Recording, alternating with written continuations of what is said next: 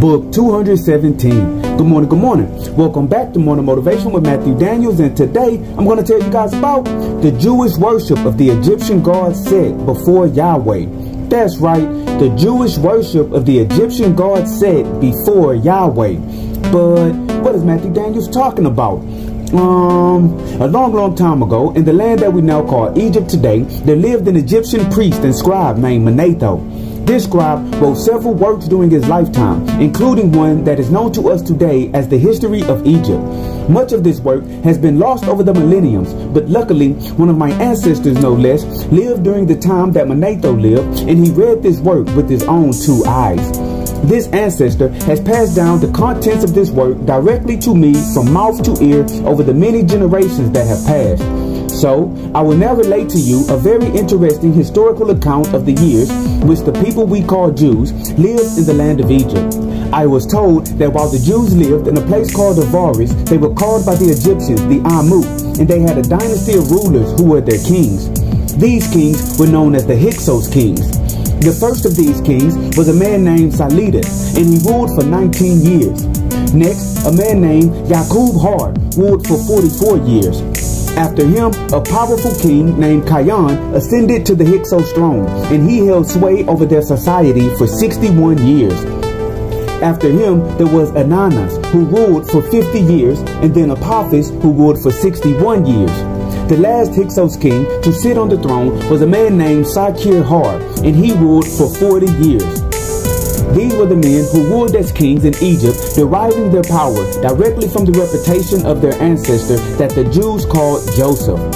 According to Manetho, and according to the archaeological record, when the Hyksos kings sat on the throne, they needed a god to be the god of their dynasty, as was the custom in the land of Egypt. And since their lawgiver, Moses, had not yet learned the name Yahweh, they sought out a god amongst the Egyptian pantheon. The first king, Salidas, learned of an Egyptian god named Set, who was the god of foreigners, the god of the mountains and desert regions, and also the god of fire and war. King Salidas knew that his people were foreign to the land, and he knew that they had migrated from the desert regions to the east of Egypt. And so he made the claim that it was the god Set who had encouraged Abraham to leave the land of Ur of the Chaldees and migrate towards Egypt.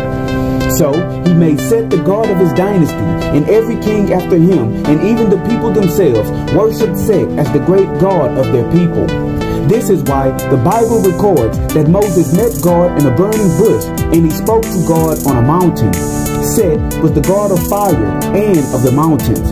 And even when the Bible says that Moses sought to go out into the desert wilderness to properly worship their God, this was because Set was said to live in those desert regions to the east of Egypt.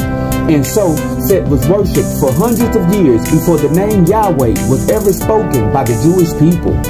Indeed, the writers of the Bible have edited this history for their own reasons, but we still have the accurate history preserved for us through the writings of Manetho and the oral history of my ancestors. And so, the morning motivation of today is the Jewish worship of the Egyptian god Set before Yahweh. In life, we can sometimes feel the need to lie about or hide our past. We can be ashamed about things we have done, things we have said, and places we have been. We can think that if people knew who we were before they met us, their impression of us might change. But sometimes when you talk about your past, you can help someone who is where you used to be get better. So today, be better than yesterday, but do not be ashamed, and always strive to do that which is good. And remember, you are awesome, you are amazing, you are wonderful, and you are great. And you are going to change the world. I just hope I'm still alive to see it, family. I'm out. Good morning.